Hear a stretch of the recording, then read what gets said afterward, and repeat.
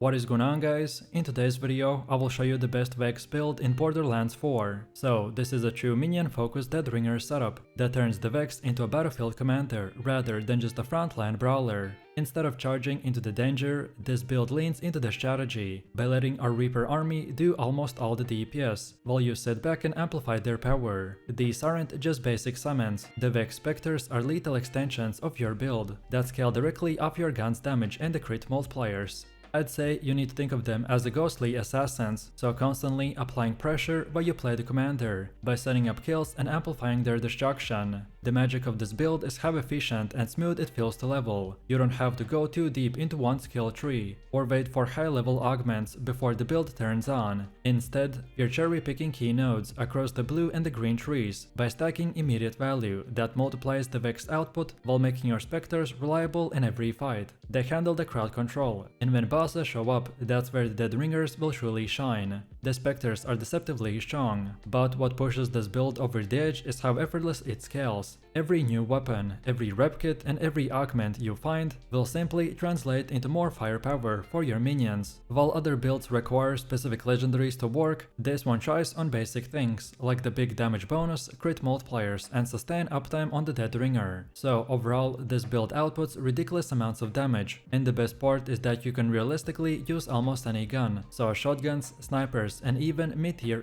AR slots will work beautifully. It's also one of the most entertaining builds to play, so you're watching an army of the Spectres swarm enemies, and that really never gets old. The only real con to this setup is that it's very kill dependent, so if you're not chaining kills, you feel weak, but as long as you're summoning, you're going to be dominating enemies in seconds. And remember, if you want to check this build, look up the best items, the skill trees and power of building, then check my link in the description. Also, if you're interested in buying other PC or console games with 50 or 70% discount, then check out Instant Gaming. For example, I want to buy Elden Ring, so we just click on Add to Cart, then click Pay, then input our details and pay. After payment is complete, we will receive activation key, then copy and paste the key in, and it's that simple. So what are you waiting for? Click my link in the description and check out Instant Gaming for yourself.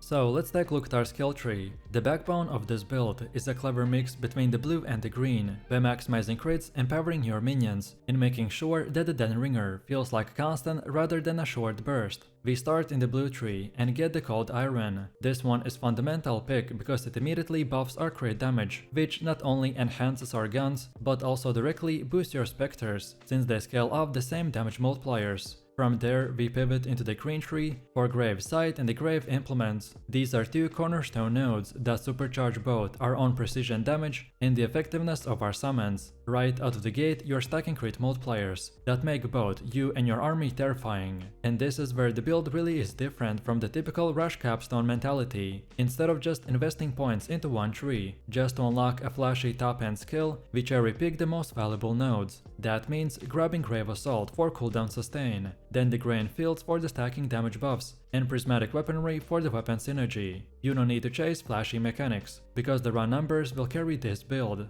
Then by the mid-game, we're layering in sustain and utility. Material components will feed into both, so personal DPS and the minion scaling, while recurrence will create a feedback loop where kills will feed from the power in your specters. If you're feeling squishy, then the Blood Sacrifice is for survivability. It trades some health to keep you in the fight, and because your specters are cleaning up mobs for you, you usually recoup that investment instantly. And then there's the flexibility. If you happen to snag the penetration augment on your throwing knife, then you can shift some points into the Bloodletter, since guaranteed crits will suddenly make this bleed effect absurdly strong. However, if you don't get it, then that's not a problem. Just stick with the enhancement and the flat multipliers for more consistent leveling curve. The whole psychology here is adaptability. You're not locked into one rigid structure, but on the other hand, we're building around the gear and the jobs you get, while keeping the minions and the crits at our center of our setup. Now let's talk gear, because equipment is where this build goes from strong to devastating. The absolute must-have piece is the Penetrator augment for the throwing knives. This thing is ridiculous, as it effectively turns every toss into a guaranteed crit. When you pair that with the Bloodletter, you're looking at insane damage over time stacks that melt bosses in seconds. It's rare, but if you can find it, then never let it go. It remains relevant all the way through the campaign. Then for the guns, here's the beauty. Almost any kinetic weapon will work. Because this build leans into the crit scaling and the kinetic multipliers, you don't require one specific big drop. That said, the shotguns are the clear winners, because simply, their high base damage gets multiplied so hard by the crit bonuses.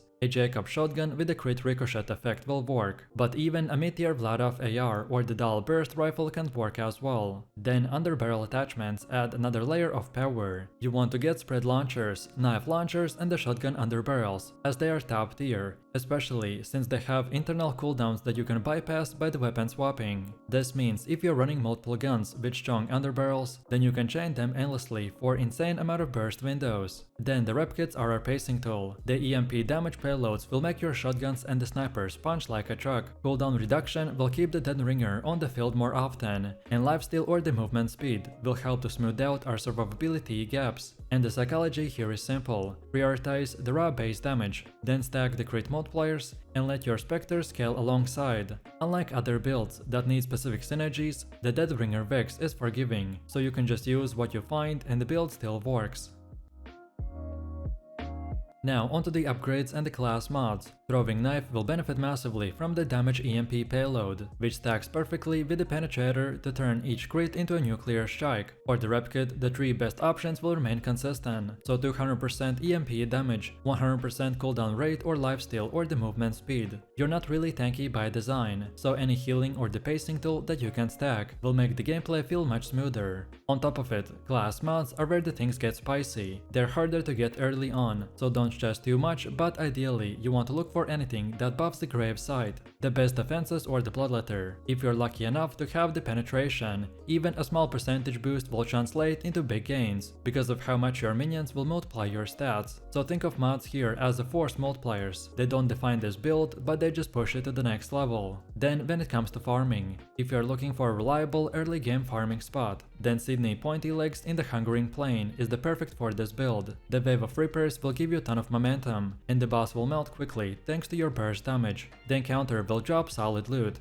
and once you've captured the drill site, you can reset it endlessly with the Moxies and Core Machine. Beyond that, the usual XP and the loot grinds will apply, so stick to the contracts, the side quests and farmable bosses whenever you feel underleveled, since the build scales so well with the gear, so you always feel a power spike whenever you get a bigger shield or even a gun that slots cleanly into our gameplay. And now finally, let's see how to actually play this build. The rhythm is methodical but incredibly rewarding. So step 1 is to always show your ordnance and start building kills. The moment that you activate the ringer, summon your minions onto the high ground or into position, with clean line of sight on the enemy groups. Positioning will matter, as specters are not the smartest, but if you place them well, then they will shred through the enemies much more efficiently. Once they're out, your job is to maintain the tempo, so keep chaining kills to feed your kill skills, and rotate between the guns and the throwing knives to maximize the crit uptime. You need to think of yourself as the enabler, so you're setting the stage for your specters, weakening priority targets and applying crit multipliers. Pacing is everything. If you slow down, then you feel it.